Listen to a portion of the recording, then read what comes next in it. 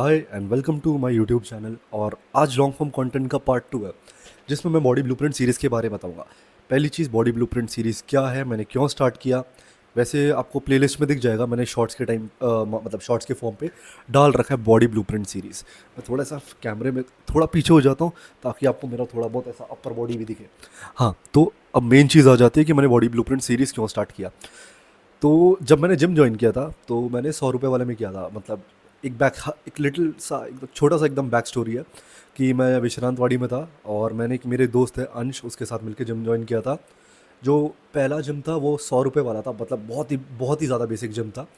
और ऐसा कोई कुछ फैंसी नहीं था, एकदम नॉर्मल से इक्विपमेंट थे। और बस यहीं से मतलब मेरे को पता चला कि भाई इक्विपमेंट क्या होता है उधर। तो मतलब ऐसे नॉर्मल डंबल थे, लैट पुल डाउन की मशीन थी, कोई फैंसी एक्सरसाइजेज मैंने देखे भी नहीं थे। और इनफैक्ट अब तक मतलब मैं एबीएस के जिम में जब आया, अभी मतलब मैं एबीएस के जिम में जाता हूँ, और जब मैंने ये जिम ज्वाइन किया तब मुझे पता चला इतना एडवांस मशीन होते हुए और मतलब इतने बढ़िया तरीके से कॉन्ट्रैक्शन फील हो भी सकता है, वरना नॉर्मली मैं बेसिक एक्सरसाइज ही करता था। अब तो मैंने तब वो जिम ज्वाइन किया, फिर उसके बाद धीरे धीरे करके ऐसा जिम अपग्रेड करते गए और अभी बहुत बढ़िया जिम में जा रहा हूँ। तो मेन चीज़ आ जाती है कि ये मैंने स्टार्ट क्यों किया। हाँ, तो फिर ऐसा हुआ कि मैंने स्टार्ट किया और मैं बहुत गंदे फॉर्म के साथ वर्कआउट करता था। स्टार्टिंग के 2 साल तो ऐसे निकले कि मतलब लॉकडाउन का टाइम चल रहा था और मतलब मैं वर्कआउट बस नाम के लिए कर रहा था कि मैं और मेरे दोस्त जिम जा रहे थे, टाइम पास कर रहे थे थोड़ा बहुत कि ऐसा चलो यार डंबल उठा रहे हैं, मज़ा आ रहा है, और आ जाते थे। उसके बाद घर पे थोड़ा बहुत पुशअप कर लेते थे और सुबह उठ के रनिंग करने जाते थे, क्योंकि मतलब पसंद था मैं रनिंग करना। 4 बजे उठ के रनिंग करने चले गए, शाम को आके थोड़े बहुत डंबल मार लिए, ख़त्म। और हमें इस चीज़ में बहुत मज़ा आ रहा था, बट कुछ गेंस नहीं दिख रहे थे, कुछ नहीं दिख रहे थे, नई बॉडी बन रही थी, पतले लुकड़े से एकदम बंदे, बस कर रहे हैं, मज़े के लिए कर रहे हैं। पहले स्टार्टिंग के 2 साल ऐसे निकल गए और मज़ा बहुत आया, बट रिजल्ट्स कुछ भी नहीं दिखा, क्योंकि डाइट तो लेना पता नहीं था, ना प्रोटीन इनटेक कुछ ऐसा पूरा किया। थोड़े बहुत घर पे जो रोटी सब्जी हो गई, अंडा, थोड़ा बहुत चिकन, ये सभी हमारा डाइट होता था। तो ये यहाँ से फिर सीन ख़त्म हो जाता है। फिर मैंने रियलाइज़ किया कि जो भी मैं कर रहा हूँ, मेरे को जो भी बंदों ने तब सिखाया था, तब मोस्ट ऑफ द चीज़ें मैं गलत परफॉर्म कर रहा था। और अगर मैं वो चीज़ें सही तरीके से करता तो शायद मेरा फिज़िक का कंडीशन कुछ अलग ही लेवल पे होता और मैं newbie games miss out भी नहीं करता, क्योंकि तब मैं एकदम बिगिनर था। तो फिर ये सब चीज़ें हो जाती है। और फिर मेरे दिमाग में था कि चल, जब मैं एकदम बढ़िया तरीके से सब कुछ वर्कआउट करना सीख जाऊंगा, तो after particular point of time जब मेरी थोड़ी बहुत बॉडी बन जाएगी, तो तब मैं एक ऐसा सीरीज़ लॉन्च करूंगा जहां मैं सारे एक्सरसाइजेस को इंडिविजुअली परफॉर्म करना सिखाऊंगा एकदम बढ़िया तरीके से, सो दैट बिगनर बंदा जो जिम में जा रहा है उसको ऐसा ट्रेनर हायर ना करना पड़े, किसी और से सजेशन ना लेना पड़े, और वो विदाउट किसी से सजेशन लिए अपना वर्कआउट कर पाए। मैं इस तरीके से एकदम बेसिक टू एडवांस की, मतलब होता है ना कि एक बच्चे को भी अगर जिम में छोड़ दिया वो वीडियो दिखा के, तो वो जाके जिम में वो एक्सरसाइज बढ़िया तरीके से परफॉर्म कर लेगा। ऐसा मेरा वो ऐसा पर्सपेक्टिव था दिमाग में। बट मैं इतना धीरे धीरे इसलिए पोस्ट कर रहा था क्योंकि सीन ऐसा है कि बॉडी ब्लूप्रिंट मतलब थोड़ा ऐसा एफर्ट वाला वीडियोस है, क्योंकि मतलब एकदम बढ़िया तरीके से अगर दिखाना है स्टेप बाय स्टेप प्रोसेस कि like how to perform bench press या फिर हाउ टू परफॉर्म स्क्वाट्स, तो बहुत एकदम स्लो प्रोसेस है कि मतलब अलग अलग एंगल से रिकॉर्ड करो। एकदम बच्चों को एकदम हाथ पकड़ के चलना सिखाते हैं ना, वैसे ही हाथ पकड़ के एक्सरसाइज करना सिखाना। तो इसलिए एफर्ट ज़्यादा लगते हैं, इसलिए हर रोज़ रिकॉर्ड करना, मतलब हर रोज़ पोस्ट करना में थोड़े बहुत दिक्कत आ रही थी। और ऊपर से ये जो 6 मंथ ट्रांसफॉर्मेशन का वीडियो मैं पोस्ट कर रहा था, उसमें भी मैंने थोड़ा बहुत ब्रेक ले लिया था, क्योंकि मतलब मैं वर्कआउट तो ऑब्वियसली कर रहा था, ट्रांसफॉर्मेशन इज़ ऑन, बट मैं वीडियो पोस्ट नहीं कर पा रहा था बिकॉज एडिटिंग में और काम के चक्कर में थोड़ा बहुत इधर उधर हो जाता है। और इसलिए मैंने अभी लॉन्ग 3 मतलब सोचा कि चलो 3 करेंगे, कि अपना ये ट्रांसफॉर्मेशन वाले वीडियो, ये अपना बॉडी ब्लूप्रिंट सीरीज़ जो लोगों को हेल्प करेगा, और तीसरा ये लॉन्ग फॉर्म कंटेंट, क्योंकि मेरे को बात करना बहुत ज़्यादा पसंद है। अब शुरू करते हैं कि बॉडी ब्लूप्रिंट में आप क्या क्या सीखोगे। पहली चीज़, जैसे कि सब मैंने बता ही दिया कि सारे एक्सरसाइज करना फ्रॉम बेसिक टू एडवांस, एकदम मतलब ए टू जेड आप सीख जाओगे। उसके बाद आपको कोई एक्सरसाइज देखने की ज़रूरत नहीं है, ना ही आपको कोई और वीडियो देखने की ज़रूरत है। तो वो मतलब मेरा लुकआउट है कि मैं कैसे वीडियो बनाऊंगा, और मैं ट्राई करूंगा कि अपना 100% एफर्ट डाल के बढ़िया तरीके से वीडियो बनाने की कोशिश करूँ। अब उसके बाद आ जाता है न्यूट्रिशन। मैंने इसको 3 पार्ट में डिवाइड किया है। पहली चीज़ कि मैं अपना कैसे ट्रेनिंग करूँगा, क्या वर्क एक्सरसाइजेज करूँगा। दूसरा, अलग अलग ट्रेनिंग स्प्लिट, सब कुछ एक्सप्लेन करूँगा कि like hypertrophy, strength training, power lifting, जो भी चीज़ें होती है, अलग अलग बॉडी स्प्लिट, ब्रो स्प्लिट, ये नहीं वो नहीं, बहुत सारी चीज़ें, हर एक मसल के लिए सारे बेस्ट एक्सरसाइजेज क्या क्या होते हैं। मैंने ऑलरेडी डे शायद, मतलब मेरे को याद नहीं है क्योंकि मैंने बहुत दिनों से पोस्ट नहीं किया, तो 17-18 वीडियो तो डाल ही दिए होंगे। अब चीज़ आ जाती है कि मतलब मैंने एक्सरसाइजेस कहाँ तक डिवाइड किया वो मेरे को चेक करना पड़ेगा, क्योंकि मेरे सामने ऐसे पेपर रखे हुए हैं जिसमें मैंने बहुत सारे एक्सरसाइजेज लिख के रखे हैं और उसमें न्यूट्रिशन व्यूट्रिशन जो भी आ जाता है और ट्रेनिंग प्रिंसिपल्स वो सभी लिख के रखे हैं। तो और कौन से दिन क्या होगा, मतलब मोस्टली मैंने ऐसा सोचा था कि 85 डेज़ तक का होगा, 80-85 डेज़ तक का। बट फिर वो थोड़ा बहुत एक्सटेंड भी हो जा सकता है, क्योंकि मेरे को जब मैंने ये चीज़ लिखा था मैंने सोचा था कि ये चीज़ मैं बनाऊँगा, तो तब मेरे दिमाग में डिफरेंट एक्सरसाइजेस थे। और over the period of time अभी जब मेरे को वर्कआउट करके मेरे को पता चल गया कि मेरी बॉडी के हिसाब से सारे बेस्ट एक्सरसाइजेस कौन है। तब के टाइम पे थोड़ा डिफरेंट था कि मेरा ऐसा वर्कआउट का प्रेफरेंस थोड़ा डिफरेंट था। और उसके बाद फिर मैंने 4 डे स्प्लिट किया, फिर लेग पुश पुल किया। अभी तो मैंने मतलब आर्म फोकस वर्कआउट कर रहा हूँ, तो वो सारी चीज़ें मैं आपको बता दूंगा। बट हाँ, अभी एक चीज़ बता देता हूँ कि डे 1 से लेके वर्कआउट ख़त्म हो जाता है डे 26 तक। डे 26 तक भी नहीं, ट्रैप्स एब्स डे 34 तक सारे एक्सरसाइजेस कंप्लीट हो जाते हैं। उसके बाद 35 से स्टार्ट होता है ब्रो स्प्लिट, फिर advance leg push pull explained. उसके बाद मेरा डाइट क्या होता है, उसके बाद मैं देख के बता रहा हूँ क्योंकि ये सब मैंने लिख के रखा है। उसके बाद फैट लॉस कैसे करना है, मसल गेन कैसे करना है, बॉडी रिकम्पोजिशन। डे 42 में bulk, importance of knowing maintenance calories, how to maintain ऐसा अच्छा खासा body fat percentage, non veg sources protein के क्या क्या हो सकते हैं। वैसे ज़्यादा कॉम्प्लिकेटेड नहीं है, तुमको कुछ ऐसा स्टेज में नहीं उतरना है, और मैं स्टेज वाला बंदा हूँ भी नहीं कि मतलब आपको बहुत ज़्यादा एडवांस नॉलेज दूंगा। दिस इज़ बेसिक नॉलेज कि आप अपना प्रोटीन इंटेक कैसे कैसे पूरा कर सकते हो। वेजिटेरियन बंदों को दिक्कत आती है, नॉन वेजिटेरियन को तो आती नहीं होगी, बट एगिटेरियन बंदे तो फिर भी मतलब 8-10 अंडे खा सकते हैं। नॉन वेज वालों की कोई दिक्कत नहीं है, एग, फिश, चिकन, मटन, बहुत सारे ऑप्शन है। उसके बाद probiotics in your diet, importance उसका क्या क्या है।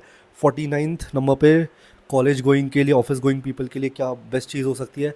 बजट प्रॉब्लम है तो उसके लिए क्या अच्छा बढ़िया डाइट हो सकता है। उसके बाद मैं नोटबुक निकाल लेता हूँ, क्योंकि देर आर सम डिफरेंसेस कि मतलब जो मैंने पुराना वाला लिखा था और जो नया वाला लिखा था उसमें थोड़े बहुत मैंने चेंजेस किए थे। तो जो पुराना वाला वर्कआउट था वो मैंने पेज में लिखा था, और ये जो नया वाला है वो मैंने डायरी में लिख के रखा है। अब हाँ, तो मैं डे 50 तक आ गया था कि बजट प्रॉब्लम है तो डाइट कैसे कैसे कर सकते हैं। उसके बाद 51 नंबर पे रिकवरी, रिकवरी के लिए sleep, nutrition, stretching, mobility, cold shower का इंपॉर्टेंस, हीट थेरेपी। उसके बाद foam rolling, active recovery, walking plus yoga. उसके बाद rest days, importance of rest days, ये हो जाता है 51। उसके बाद 52 में stretching, dynamic stretching, mobility, warm up before leg push pull, stretching after post workout में क्या क्या स्ट्रेचिंग होना चाहिए। वैसे तो मैं स्ट्रेचिंग थोड़ा बहुत खुद अवॉइड कर देता हूँ, बट वार्म अप करना बहुत ज़्यादा ज़रूरी है, सो दैट मसल आपका तैयार हो।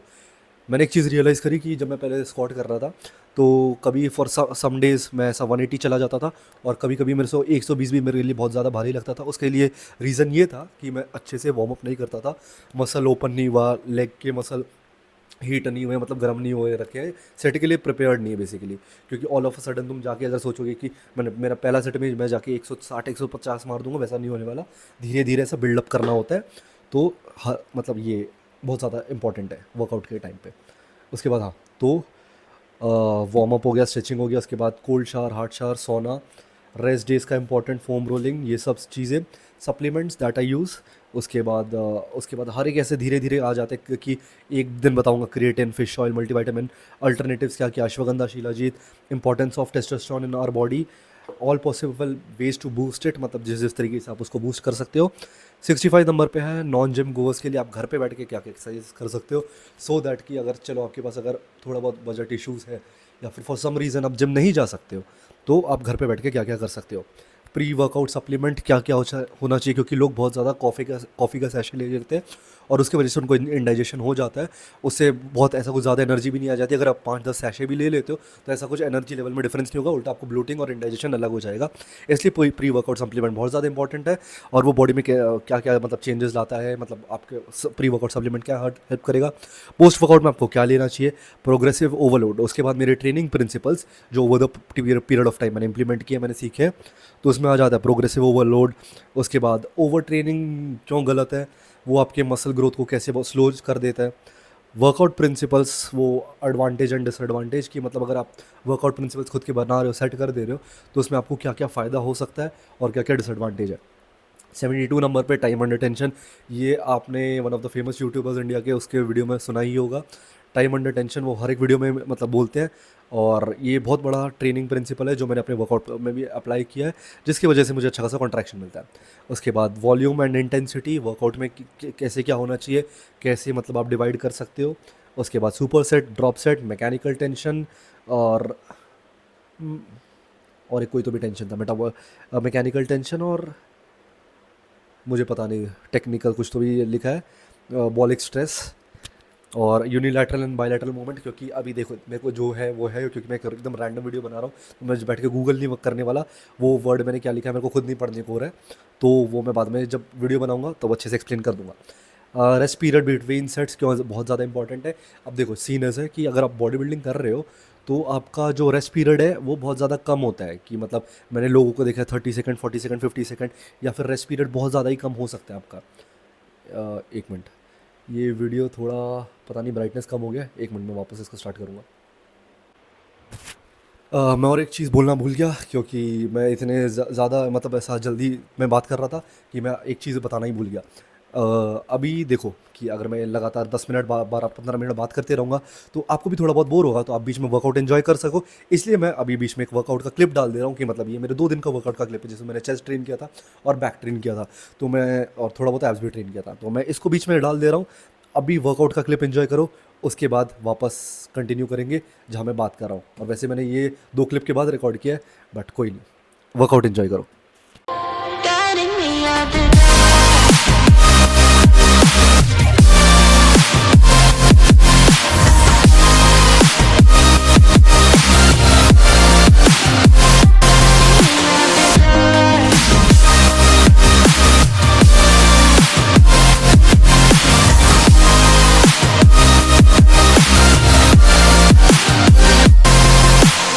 When I'm scared, I send a flare and you're here in a flash.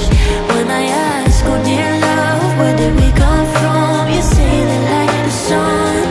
I had the will and mission, but the wrong position. I was open, praying for a sign, until I found a lighthouse in your heart, shining like a beacon of bright stars. I was alive, but wandering far, until I found a lighthouse in your heart, guiding me out the dark.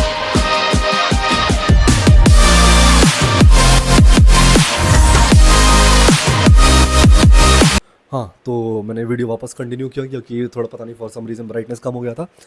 तो फिर मैं क्या बोल रहा था, मैं भूल गया। ट्रेनिंग प्रिंसिपल्स पे था। हाँ, unilateral and bilateral movement, rest period between sets की बात कर रहा था मैं, क्योंकि अभी मैं एक बीच में पॉज आ जाता है तो फिर वो एकदम कंटिन्यूशन चला जाता है, तो इसलिए मैं भूल जाता हूँ कि मैं क्या बात कर रहा था। बट हाँ, रेस्ट पीरियड बिटवीन सेट्स, अभी जैसे मैं स्ट्रेंथ ट्रेनिंग कर रहा हूँ तो 3 से 4 मिनट का ब्रेक आपको लेना पड़ता है, बिकॉज व्हेन यू आर ऐसा लिफ्टिंग हैवी तो आपके मसल को थोड़ा रिकवर होने के लिए टाइम चाहिए अगले सेट में, ताकि आप अच्छा से परफॉर्म कर पाओ, तो आपको ज़्यादा सेट लेना पड़ेगा। बट बॉडी बिल्डिंग में आपको ऐसा मसल स्टिमुलेशन बिल्ड करना है कि लाइक आप सबसे ज़्यादा से ज़्यादा ब्लड फ्लो हो मसल में, और मैक्सिमम आप ब्रेक डाउन कर सको, ताकि मसल एकदम फटे, और उसके बाद आप घर पे जाके जब डाइट लोगे तो बढ़िया रिकवरी होगी और मसल बहुत ज़्यादा ग्रो होगा। बस स्ट्रेंथ ट्रेनिंग वाले या फिर पावर लिफ्टिंग वाले उतना ज़्यादा फोकस नहीं करते मतलब कि मतलब कम रेस्ट लेने में या फिर मसल ब्रेक डाउन करने में।